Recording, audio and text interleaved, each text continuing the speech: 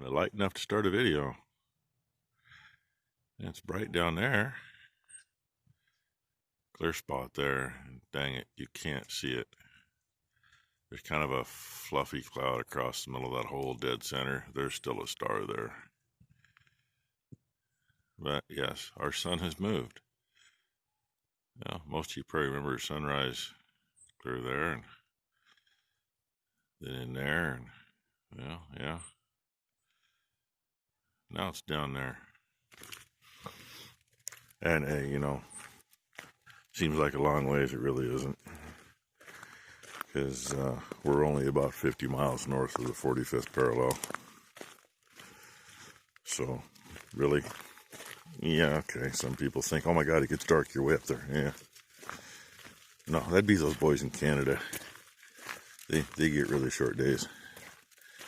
I don't know what time our day starts anymore. I mean, oh my God, it's almost 7 o'clock now. And it's just light enough to see. I wouldn't want to be driving down the road in a car without the headlights on right now, though. Lots of stupid people do that. Because, yeah, you can see to drive, but that doesn't mean the guy coming at you at 60 miles an hour and you're doing 60 miles an hour. Don't mean they see your car. Oh, but automatic headlight, yeah, they don't always work. And daytime running lights, yeah. Guess what? I don't replace those light bulbs. It ain't worth tearing everything apart to do it. And yeah, a couple white faces you can kind of see in there. Sounds like somebody turned the waterfall on in there. That must be a 90-gallon pea. Holy crud. Oh well. And some are still out in the pasture this morning. That's a good thing. See a few there. And I just stepped too far. You can't see though. Oh, you can see down there though. One clear down there. And looks like it's raining up there. I don't know if it is on the other hill or not. We'll see what we get. Got enough stuff to do inside anyway. So, hey, just thought I'd show you the morning. I'm going to go back into the shop and lay underneath the front of a buggy and use a little bit of electricity and stick a couple collars on a axle shaft. At a stall point, so I'm trying to figure out our wheel spacers. It's either get somebody to make them out of a solid chunk of metal, which is going to be kind of a pain in the ass and expensive, or fabricate something up. Either way, Tom owes me, so I think I'm going to have him do it, because there's going to be some machining involved that I can't quite do here. Our lathe isn't big enough. I mean, I might be able to do it, but I don't think so. Because there needs to be a plate to go against the drum when it's on. And it's got to be about 8 3/4 ID and up to 16 inches OD. I know I can't get that in the lathe. We've only got a 14-inch swing, so. And the plate at the other end be the same size. The inner plate just gets 10 3/4-inch holes in them, chamfered. And what I'm thinking about is a piece of pipe on the inside and a piece of pipe on the outside, so that it's got twice the power to it. And then the pipe doesn't have to be all that heavy. 1/4-inch wall would probably be sufficient. And the plate on the outside will have to have 10 3/4-inch holes for the bolts to go through to hold the wheel on. And in between those, 10 inch and 11/16 to 1 3/4 holes for a bud socket to fit through. That measures just shy of 1 inch and 11/16. 1 inch and 11/16 hole this will fit through without any trouble. Go 1 3/4, and then you can put a layer of paint on it and still have plenty of room. So that's kind of the plan that I'm thinking of. I need to get a hold of Tom and discuss it with him and get the image in my mind imprinted into his mind. So then I was thinking, it's really too bad I still don't have the really nasty rusted up drum that we had, because I just take it to him so he's got a good pattern to follow. But I don't. So, but the nice thing is I do have this little itty bitty thing. Friends of ours that usually take our scrap metal came across it not over a year ago, I guess, and they got it because it didn't work. Well, you got to clean things up once in a while. It needed a battery and it needed the sensors inside cleaned up so that it would read. It does work nicely. I have used it quite a bit. I'm really surprised how much I have used it, because it's one of those things, oh God, nobody needs calipers that big, blah, blah, blah. Well, no, I have really used the hell out of them. And I'm going to use them here in a minute. Well, I've already used them. I've already taken about 7 or 8 measurements with them. Just got a couple more I got to figure and go from there. So anyway, that's what's happening. And number one, got the feed barn cleaned, got the lot that the steers are in cleaned, and now she's scraping the nasty stuff out of the cow lot, getting rid of it. So she's having fun playing in the poop. Well, guys, I cleaned the feed barn today. I scraped the lot. Dad and I get out from lunch, and one of our steers is going to butcher very soon.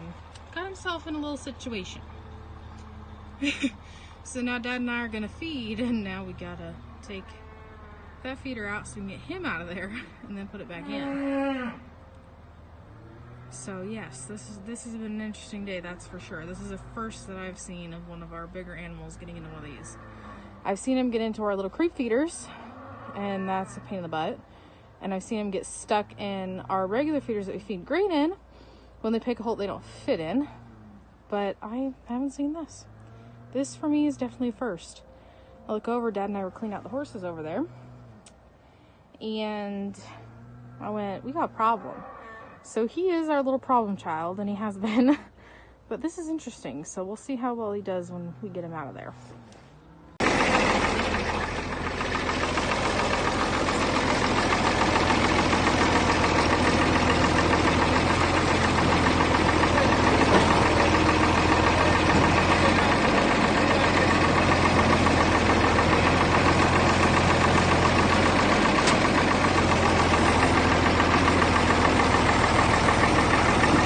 Yet another dog day. Yep. She spent most of the day in here. She was outside. It was nicer earlier. It started raining again here a few minutes ago. Big deal. Yeah. Every now and then I've asked you all for a little something. The friend of mine that runs a machine shop in town that we deal with, Tom, he's the one that helped me on setting the irrigation pump up, and he's gonna build me some wheel spacers so we can mount the fat tires on this, and so the skinnies will stick out far enough to get a little better stance on the ground. I talk to him, I don't know, once a week, once every couple weeks anyway. His wife went through a round of cancer here quite a few years ago and made it past it. Nate popped up here, I think it was last spring, about the time all this COVID crap started. And she's got cancer again and went through treatments. Things were looking great. They put her on the cancer pill, and they put her on a new medicine they're trying out. Well, her blood test last week wasn't good. She went from whatever they're counting in there, she went from like an 80 to 120. So they told her, quit taking your pill. We can't give you the new medicine. Had this wheel off today. Hub was stuck. I got the hub off. There's now a good layer of anti-seize behind it, so it ain't gonna stick again.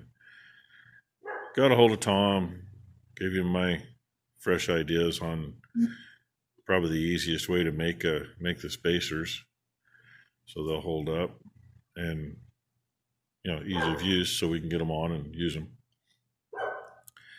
And I couldn't get a hold of him this morning. His wife apparently hadn't felt good since Saturday, and they told him today, take her into urgent care, and urgent care says take her to the ER, and the ER says we're just going to keep her for a little bit. So, I don't know. But if you would please, some prayers her way. I do believe prayers work. They sometimes work better than modern medicine. Even if modern medicine's working, who's to say somebody didn't do a prayer? So anyway, they're good people. They're real good people. And she's really, really a great lady. I've, known both of them for a long time. So they're obviously in my thoughts and prayers. And let's see, by now you noticed we had a steer and a feeder. If the dog had shut up just because number 2 drove in the driveway, I just picked feeder up with the tractor, and he walked out, set it back down, we put a bale in. No big deal. The reason he got in there is that feeder's got a broken top rail. But that's the only one I have to put in there right now. I really don't want to put one of my 2 rectangle feeders in there because that's such a mess. That one, when it comes out of there, it's going to go to scrap most likely. I mean, if it works out when we send those steers off to slaughter, if that pen's empty for a few days, or at least for part of a day, I might bring that up and fix that top rail, as long as they don't finish breaking it. So that's what the day consisted of. Me messing with this, I had a half an hour just to get that stinking drum broke loose. It was stuck on there so hard.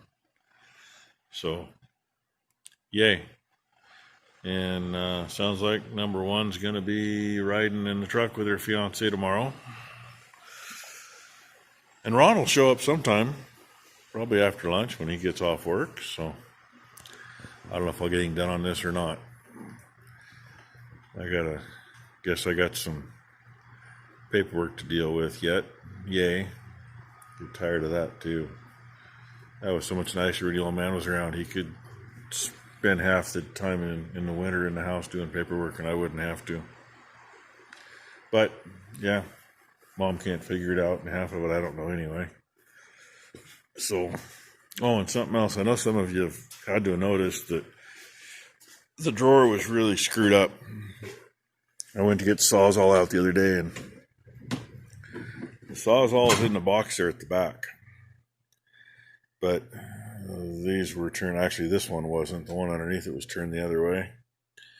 And you couldn't get it out without taking everything else out of the drawer that was on this side in order to slide it over to get it out. So, yeah, all back in here, somewhat in a orderly fashion again. We don't use all that stuff there very much, so it doesn't matter if it's kind of buried. Right here's what we mainly use, and open the drawer, grab and go. Don't get any ideas. That's what we got the dogs for. They keep everybody from coming in here. That and the cameras. Too bad we got to do that too, but oh well. Anyway, thank y'all for watching. Please like and subscribe, and like I say, if you would, toss in a prayer or two for my friend.